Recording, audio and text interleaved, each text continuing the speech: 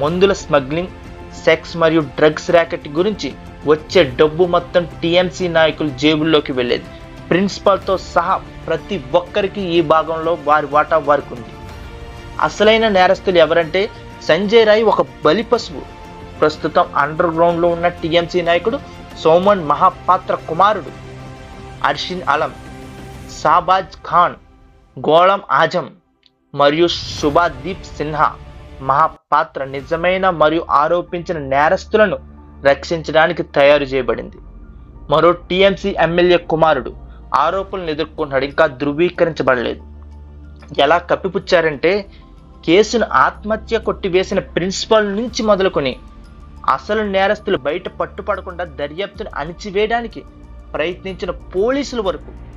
principal పరిపాలన, పోలీసులు, రాష్ట్రం యొక్క సమాచారం ప్రకారం ఈ భారీ రాకెట్ను